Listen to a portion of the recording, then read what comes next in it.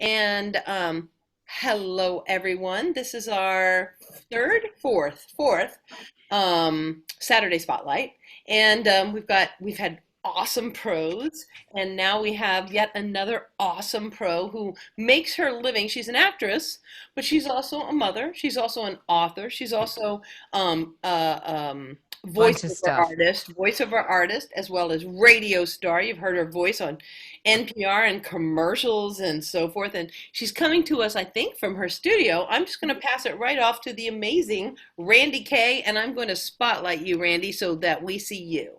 Okay, perfect. Hi, everybody. Thanks for joining me on this. Not that you had anywhere to go, but thank you for joining me on this quarantine night. So I'm going to start and hello, you've seen me. Now I'm going to share my screen. So oh, you have disabled screen sharing. All right, I did. Okay, Yeah. I'm going to make sure I can do it. Cancel the.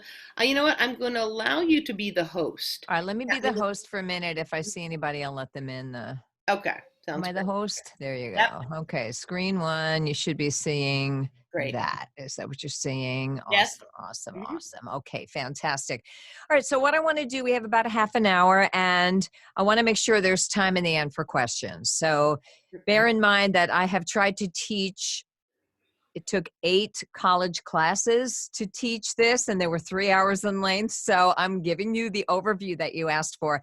And I'm calling this voiceover part of an acting career question mark because it's up to you whether you want to make it part of your career.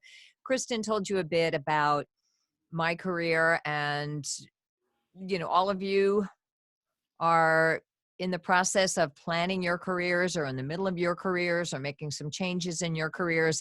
And I will say, looking back on what I've done so far, for me, I've gone from, gee, I want to be on Broadway to, wow, how can I make a living in this business? Maybe Broadway's part of it, maybe it won't be, but how else can I make a living as an actor and a broadcaster and a communicator and doing the things I love to do? So I'm proud to say that I do pay all my bills as an actor and singer and speaker and author, and all those things kind of tie together. So for me, a huge part of how I was able to support my family and live in Connecticut and buy a house and all those things that make off stage life wonderful and continue to do stage work is voiceovers. And the reason for that is that to an extent, I have some control over my business as a voiceover talent. You always have some control by making fantastic auditions and applying for the right roles and being as prepared and all the things that you're learning in your other master classes. But with voiceover, you can actually go out and actively seek work. So it can be part of an acting career, but there's a few things you want to look out for. So the first thing I want to let you know, and I know this is just a screenshot of my current website, but I want you to see that it's not all about commercials and cartoons. Like that's what, if you guys want to, I would love to make this interactive. I don't know that I have time to. So if we had more time, I would have you type in the chat box what you think voiceover is about. But let me just tell you that only about 10% of the work is commercials, believe it or not. And the business has changed a great deal, and the commercials don't pay what they used to. Even 10 years ago, I had friends that were like, wow, I made $100,000 on one commercial this year. Well, that's kind of rare now. The technology has changed everything. Those bigger money jobs are still there, but not quite like that. And you got to roll with what is, guys, right? So if you see here on, this is not clickable, but some of the areas are video game voices, medical and science. There are always training tapes and e-learning, things that need a voice that knows how to communicate. You're not going to get famous doing it, but you can get paid well to do it. Narration covers a lot of things. It can cover, as I said, e-learning. It can cover something called explainer videos, which are those little videos you see on YouTube that are almost like long commercials. Here's Joe. Joe has a problem. How is Joe going to solve his problem? Well, here's our product. Let me tell you about it. They're called explainer videos, and they pay you for those. E-learning, I mentioned. There's also a facet of voiceover called radio imaging, which is you're the one going, hey, 106.9 the Q, bum, bum, bum, bum, and you're just recording the voice, and then you send it to the radio station, and their producer adds all the bells and whistles and the music, and you have a contract with the radio station to be their voice, even though you're not a disc jockey or anything on that station, but they need people to do the promos, television promos also. I think what you guys should do is listen over the next week as to where you hear a recorded voice and you're not seeing the face. You'll find that heading into a show, it's like Love Island is sponsored in part by Maybelline, and that is a television promo. It's called a billboard. So you can work for a network, union or non-union, that's a topic for another time, and they'll send you a bunch of copy and you send them your voice and they just add it into their show. You can do in-show narration like on HGTV. I don't know if you guys watch that, but and now the Property Brothers are headed to the next house to sell something to the next person. There's a little connective tissue that is provided by the voiceover. Movie trailers is a very, very small part of the business, very lucrative. However, you may notice that if you ever get to go to the movies again, the trailers that you get to see often don't even have a voice anymore because digitization has gotten so huge that just by taking scenes from the movie and music and text, people are not used to hearing a voice all the time, but it still exists. Here's a big one, is telephony. Telephone messages. Press 1 for this, press 2 for that. Hello, and thank you for calling ear, nose, and throat specialists of whatever. So telephone messages always need a voice that knows how to communicate, knows how to read. Kids narration, kids books, award shows, live announcement. I have a friend who's been the voice of the Oscars for the last 10 years. And she got that when she was a morning show host in LA, and she was the first female to get it, and they just call her back every year. She's good at it. So it's kind of like theater combined with voiceover. You never see her, she's in the booth. Commercials, and there's different types of commercials. And then there's audiobooks, which are booming. There are so many more recordings than there used to be. So that's just some of the things that are available as voiceover talents. Now, one thing I do want to mention also is the field related, but since Kristen named this voiceover and radio masterclass, I had to throw it in there. But I've also made a living as a radio personality. Here's a much younger me on Star 99.9. This is me currently with my I voted sticker on my bangs, which my granddaughter put there, at WSHU Public Radio, where I serve as basically the swing girl. I fill in for anybody and everybody. And I just recently got a chance to do a live on camera interview with John Ratzenberger, who was in Cheers and been in every single Pixar movie. So that was kind of fun. And you never know when opportunities will lead to others. So they used me for that as the face of WSHU, and I got to meet a cool guy. And in the middle is at another radio station where I did a live talk show called The Life Talk Show, which is now a podcast. So again, radio is sort of a cousin to voiceover, but it can provide you with more steady work, which I loved when I was raising my kids. I did 17 years at Star, and that really helped me. And it also allowed me, while I was on the radio, to do theater as well. I did almost a full year of Nonsense with Danny Goggin at night while I was doing the radio during the day. I never saw my kids, but what can you do? All right. So what voiceover entails, and really everything in acting entails, but the proportions and the ratio is a little bit different in voiceover because you can do it from here. You guys are well aware you can audition from home now, probably only auditioning from home now. But with voiceover, you can actually, and I will show you my studio in a few minutes, you can actually do the work from home. So for me in this quarantine, I am still busy every single day because I have audiobooks booked all the way through the end of July. I've got one book after another, which I'm very, very grateful for. Full disclosure, audiobooks is not the most lucrative thing, but compared to theater, it's good. Compared to e-learning, not so good. So you try to combine the higher paying jobs with the more baseline jobs. But for me, audiobooks are union work. So I get my medical insurance and all my benefits through SAG-AFTRA because I am a working audiobook narrator who makes a certain amount per year. So what you need for a voiceover is same thing you need for any other acting. You need performance skills. It is acting without the gestures, but not really. If you're an actor, you can be a voice talent. The only thing I'll tell you is you need to train for this specific field.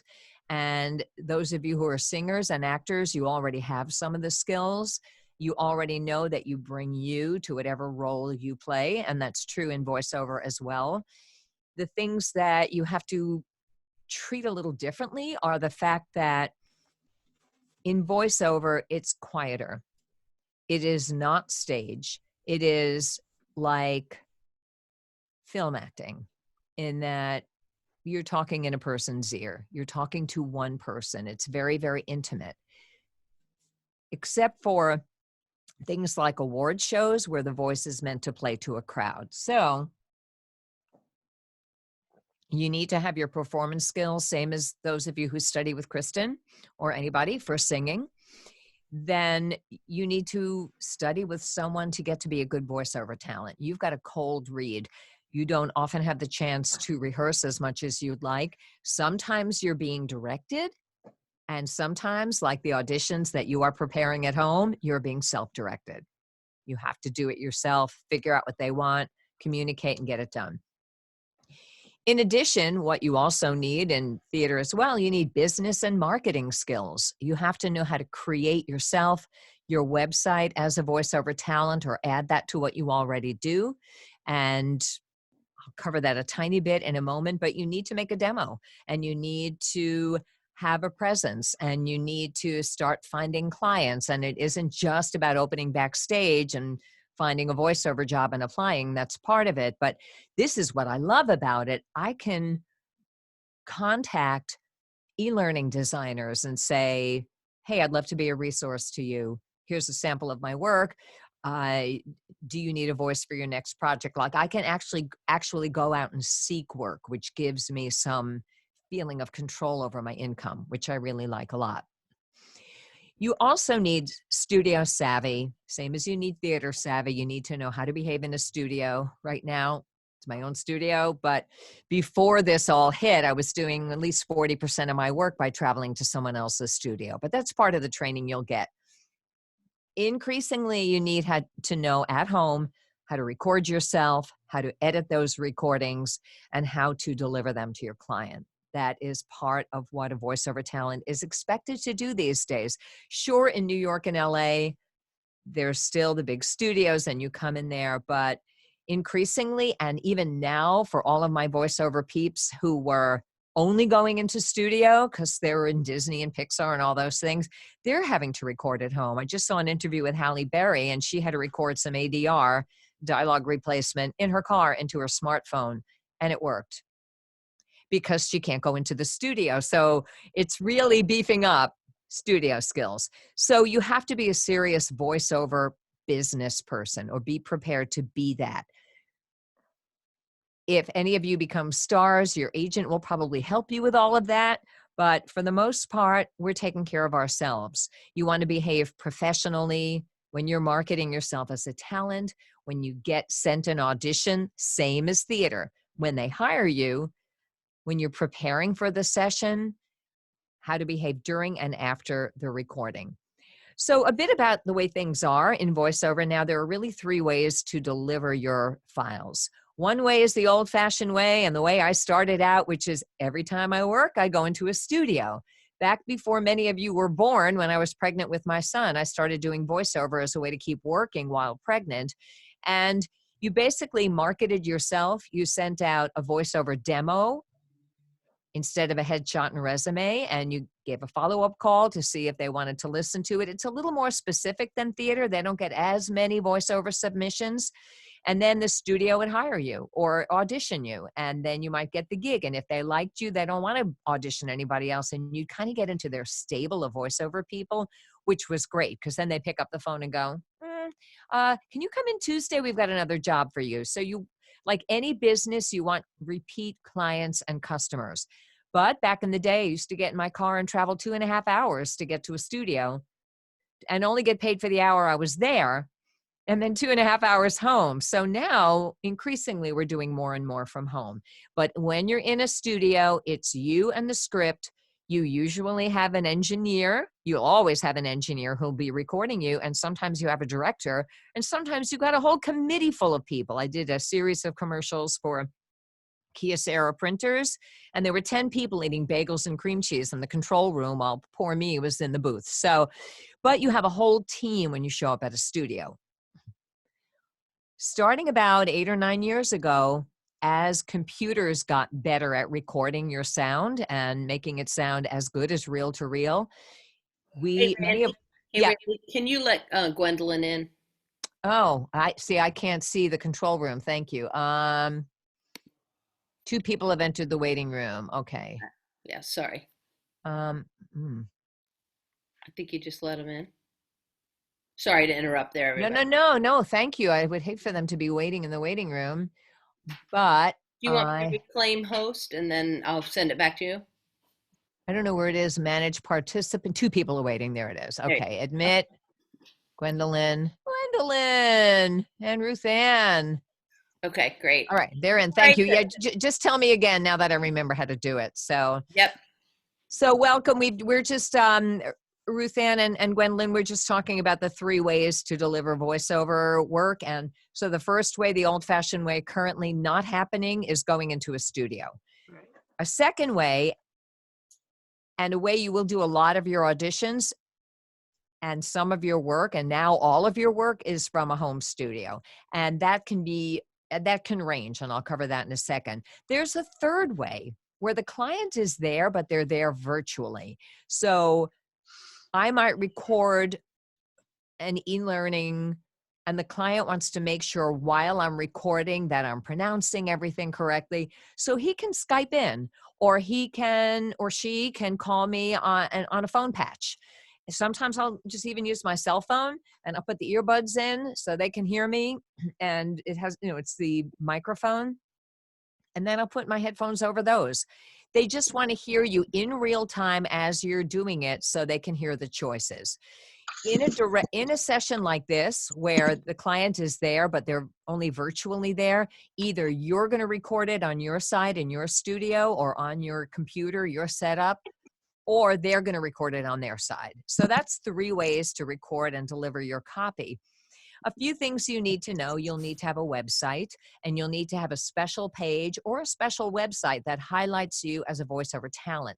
Sometimes people don't have a lot of imagination in this business. You may find that out, and if they pigeonhole you here, they don't think you can do that. I think that is changing with so many stage people doing television people doing movies, and all of them doing voiceovers. I think it's getting a little better, but it used to be, are you a voiceover talent or are you an actor? But things have changed. So you will need a website or a page on your website, a place where somebody can hear samples of your work. Now, how do you have samples of your work if you've never done it? You go and get a demo produced with copy that would be appropriate for you, that sounds so good that they don't know if you did the actual job or if it was just produced. But either way, you've done the work and they'll know how you sound. So you will need a demo, a specific voiceover demo. If recording at home, you're going to need some kind of, it's called a DAW, D-A-W. It's a digital audio workstation. And then you don't need a cat, but you may need a mixer and other things to connect that. Just to show you, my studio is not as glamorous as you might think. That is my cat falling asleep on my mixer. So you also need a sound absorbent place to record. Now, right now you see behind me, can they see me, Kristen, at all? Can they see me in the corner or something? Yes, but he's I nodding. Okay. think so, yeah. Okay, so I will, when I'm done with the PowerPoint, I'll stop sharing the screen and I'll put the hosting back to Kristen, and I'll show you around my studio. But if you can see me, behind me is my newest baby, a 1.5 years old, which is a voiceover booth. This has changed my marriage because I used to yell at everybody all the time. turn off the dryer, who's running the refrigerator? Like it has to be clean, clean sound. And so this provides a fair amount of soundproofing. But before that, I worked, if you can see this picture, out of a double-doored closet filled with some clothing and stuffed animals. I would open these doors, and you see these curtains on a track. I would close those, and at least it was sound absorbent. What you don't want is sound bouncing off the walls. You don't want to do this in a large room. You want to do it in a small area where the sound doesn't have far to travel. You don't want your bathroom. I know you sound great singing in the shower, but that's not where you want voiceovers. Voiceovers is intimate, and you're talking into the microphone. It's just like you're talking to a person. So you need to have a place where the sound will sound like you. If you're lucky or you wait long enough, you get a booth like me. And I don't know why that's not reacting. Okay, so this is just when voicing on the road, if your client needs you. Right now, it's so much easier than it used to be because I have an iPad and a little microphone. And as long as I create a sound absorbent space, I can record. So that is a hotel room in Las Vegas. I was there at a convention and they needed something done. And I just took the tacky, awful, dirty cushions off the couch and I created a voiceover booth over the toilet because I couldn't record in that bathroom, too much tile, too many flat, hard surfaces. So we do what we need to do. You can make a great little voiceover booth with an ironing board and all kinds of things. You also need, basically, you need a place that has good sound, and it could be simply your walk-in closet. I know someone who did their first audiobook sitting on their bed with a comforter over their head. Like, you have to start somewhere, but there are ways you can go to learn how to set up a booth.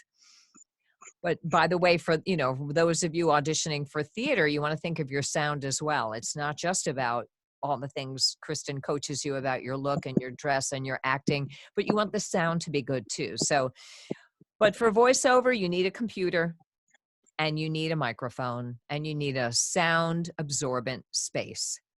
There are many sources you can go to. One of them is Edge Studio to help you pick a microphone. But I will tell you, to start out, there are plenty of good mics for under $100 that are USB powered.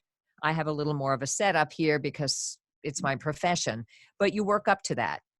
You also need a digital workstation, which I'll demonstrate for you in a second. And the other thing I want to mention, and this is some resources for you. How are we doing on time? Oh, gosh, I got to hurry.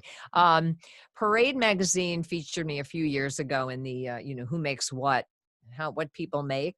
And so I thought this would increase my voiceover business, but actually what it did was get all the newbies in the world to write to me and go, how can I make this kind of money? So what I ended up doing was creating a blog post called Parade Magazine and the Myth of Easy Voiceover Money. But my blog is Life on the Voiceover List. I write very sporadically, only when lightning strikes. But if you Google Parade Magazine voiceover list, your article will come up, and there's a lot of tips for you, including some of these resources. So this is being recorded. You can look at this later, but this is voiceoverextra.com, which is a free resource with a ton of articles, which you can sort by category. And I would start with the ones that say for newcomers. There's another one called the Voiceover Entrance Exam. I used to coach for Edge Studios, and they are one of the most reputable coaching places around. It does cost a few $1,000s to get as far as your demo, but if you don't have a good demo, you can't get the work. So they do have, for only $99, at least it used to be, I think it still is, a 4-hour class they're doing virtually called Investigate Voiceover that will answer a lot more of your questions. And if you want to narrate audiobooks, the audiopub.org is a great resource. So those are resources for you. I will take a minute and stop sharing my screen. And do you guys want, well, wait a minute. I can stop sharing my screen. Let me get out of this. Let me share it one more time. And I just want to show you, do you guys want to see what a digital audio station looks like? Yes. Okay, so. Yeah, that would be pretty cool. All right, then let me share again.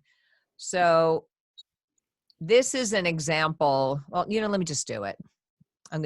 So this is there are many different workstations. One of them is free, and you go to Audible recording. Don't go to audible.com because not Audible, Audacity. Don't go to audacity.com. I think it's a porn site, so you don't want that, but I think it's Audacity recording or something. Just Google Audacity voiceover and it'll send you to the right side. And that's free. You can download that to Windows. It doesn't cost you anything. And basically you can learn, there's tutorials on YouTube, and it basically works like a tape recorder and Microsoft Word together. So file, new, open. Here's my new file.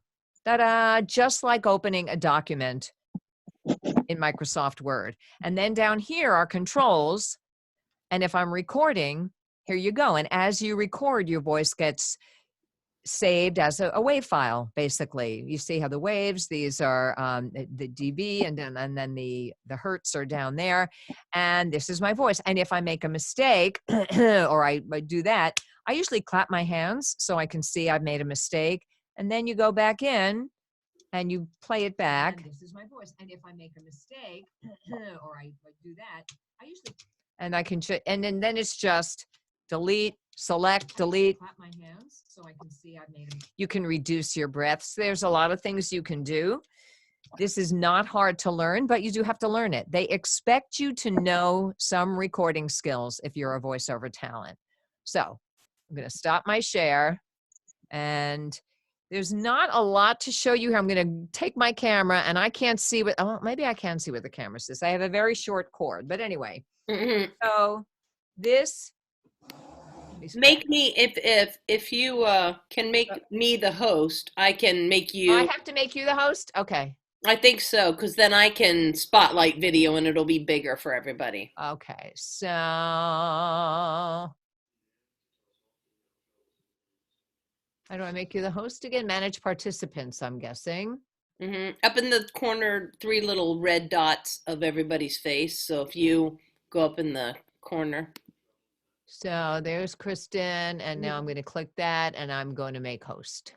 All right, great. And then what I can do is I can spotlight video. Okay, hold on. Maybe everybody already had that, but there, now you're big and we can see you. All right, so my sound begins at my microphone, and this is my booth. So that's my Neumann microphone, and I just go in there and close the door, and I usually put all my scripts on an iPad because it doesn't make any noise. When you do it, you can see I've got my water and my tissues, and actually a couple of things I used to do for kids, but I use them to keep my iPad high so my copy is ahead. Now I used to record in this closet, which I've shown you a picture of, and these are the curtains that open and close, but that's my booth. The sound goes from there to some things. Now you can do straight USB to your computer, so don't freak out, but I sometimes have a couple of other people here, so I have a whole mixer and things, but you don't have to do that. And there are people that will help you set up. Those are my speakers, and this is my double monitor workstation. So, and this is another microphone I use. It's a different kind of microphone. It's got a more commercial sound, and I use it for things like this as well. So don't get dizzy. I'm just going to turn my camera back around. We have a nice ring light too. Yes, I just got that today. I just ordered one. I think everyone who's going to be on camera anywhere should have a ring light now. Yeah, it's so much better. So, okay, so now somehow, great. The camera got, there you go. Okay. Hello. Perfect. Hello.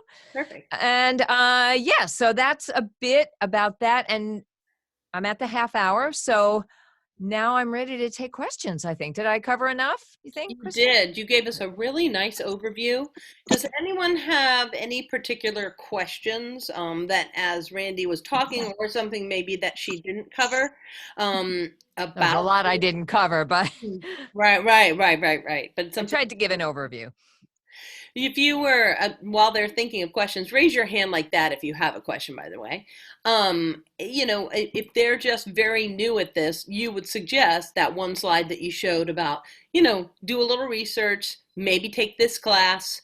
The $99 class overview sounds like an awesome deal. Hmm. Then you'll know, do I want to spend a couple thousand? I think Talia, you had your hand up. Great.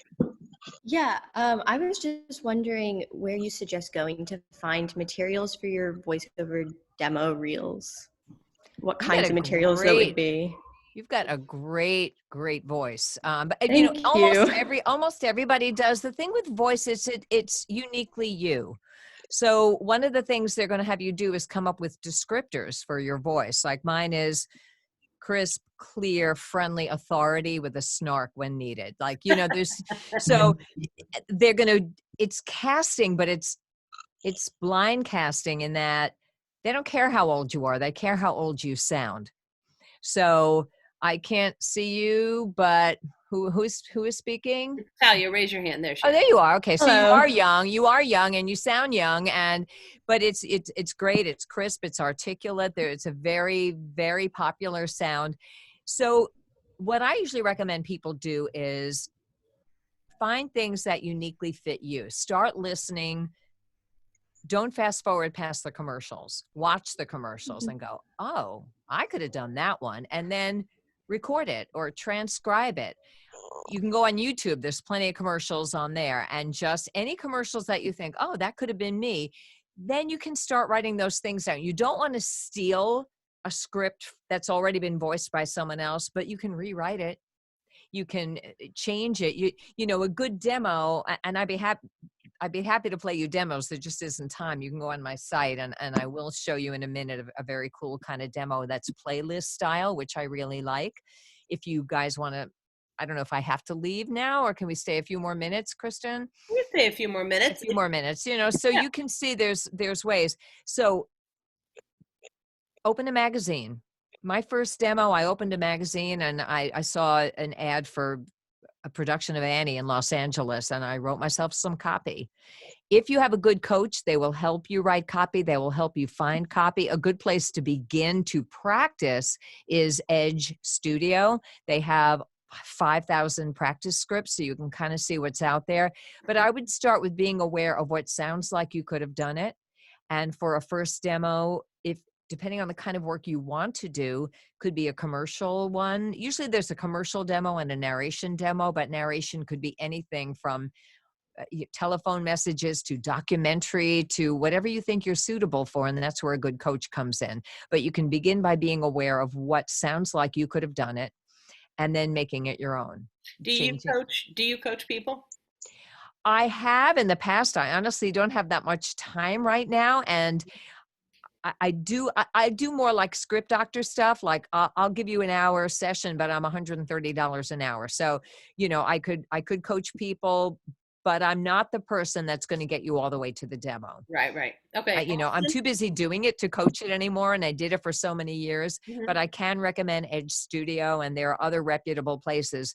I would recommend against going to some places that will tell everybody they're fantastic just to get your money. Edge is honest, and that's why I'm okay with them. Great. Okay. Austin has a question. Okay?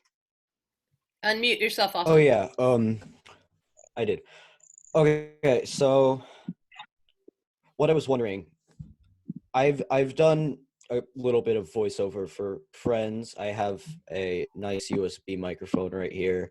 Great. I do that for friends for some YouTube videos, but I'm wondering if there's like any website you know of that take like free submissions so you can practice or something. So you can practice is different from, so I'm going to mention two things to you. One, and again, I don't work for Edge anymore, but I just have such a good experience with them. You can go to edgestudio.com and just give them your email address and join in. Then you without paying anything, you get access to the scripts. They also, I think they still have it, something called a feedback forum, where if you try a script and you submit it, other people can comment on it. And the comments are usually pretty good because everybody's studying voiceover, but then you have to do the same for other people to kind of earn that right. So there are definitely places that you can practice. The other thing I want to mention, which I think you might be getting at a little bit, are websites that are a big bone of contention among us voiceover talent, and they started out as a great thing, but they've kind of gotten greedy. So there are websites like voices.com and voice123 where anybody who has a demo can sign up as a voiceover talent for free, but in order to be sent auditions, you have to spend money. And the problem with those sites is anybody can be on there. And so, but a lot of people do cast through those. So if you have a good demo, you can start in places like that, but I would say don't spend any money to be cast until you're really good. And that's where coaching comes in. You know, same as theater. You don't want your first audition to be sucky. You're never going to get them to see you again. Mhm. So I love your attitude, Austin, that where can I go to practice? That's a great thing. All right. Yeah. Anybody else have any Thank other? you.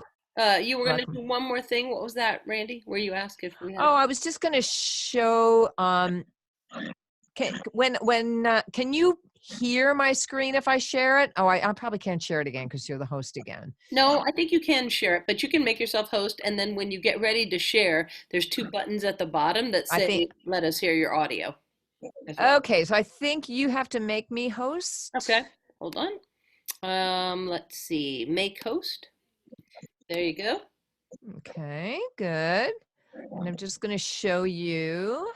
And when you share the screen, before you hit the actual share button, there's two more little things at the bottom that say share my audio. Oh, look at that. And both of them? You can, yeah. One fills the screen, which you might not need to do, but one. Okay, yeah. well, all right. So I'll show you.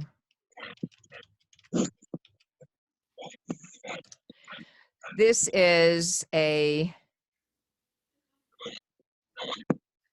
example of a different kind of audio demo.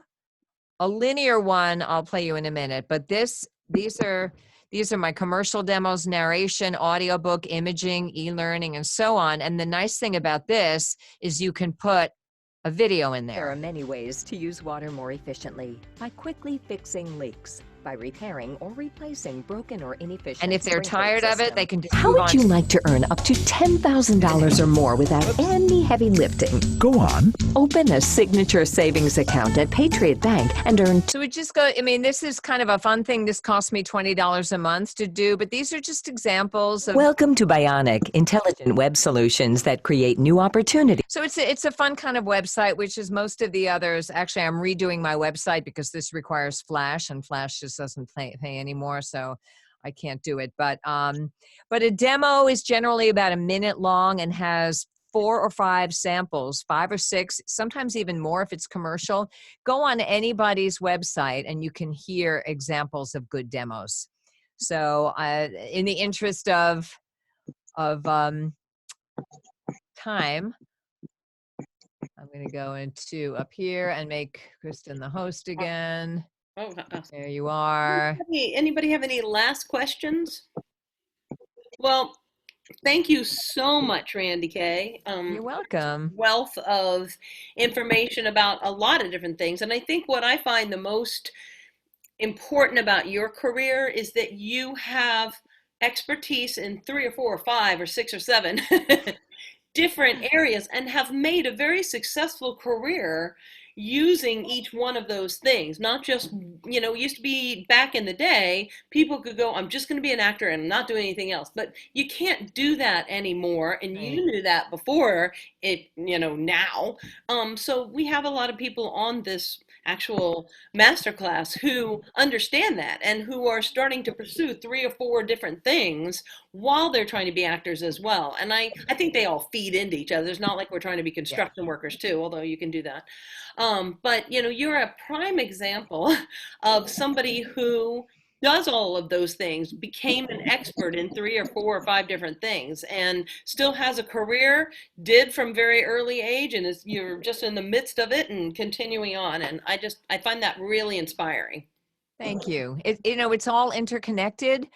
And what I love about it is just if you put the pieces together, like when I'm doing voiceover, most of what I'm doing now, a lot of what I'm doing is audiobook narration, and I can do it on my time as long as I meet the deadline, which is, so when I did Theater for You last summer, I didn't record at night. We had rehearsals, and so I could work my voiceover work around my other passions, and you just kind of make it work. I really, at the moment, have no desire to we can't get a Broadway gig, but when the world goes back to normal, because for me, it's all about life balance. And I chose, 30 years ago to have a family. And so there were other things, something has to give. So I found a way to make a living doing what I love to do, and also had the other things that matter in life to me, which was marriage and a family and a home and life in the suburbs. That's not for some people, don't like that. Some people want to focus. It's totally up to you. It's your life. Find the balance that works for you. But for me, the career balance, including voiceover, made it possible for me to raise my kids and be here and meet my bills and be happy. Right. You want to be happy, and I adore theater, but if I had to take one more role that I didn't like it took the fun out of it. So this gave me freedom, but it was a lot of work, and I'm not going to lie to you. Everybody wants to be a voiceover talent because everybody has a voice, but everybody owns a piano and we can't all play it. So, that's my 2 cents. Thank you for saying that. I'm very happy with the way the pieces of my career have come together. You don't get the same expert title as someone who's like Howard Stern is the radio guy. That's what he does. That's all he do. I did it for 17 years locally, but I also do other things. And that's a beautiful life too. It's how you put the pieces together. Yeah, that's great. Well, please clap for Randye Kaye. Thank you. And in 2 weeks, not next week, but in 2 weeks, we're going to have a gentleman named Chaz, and I can't remember his last name because he's Scott Bryce's contact. He's a professional stuntman.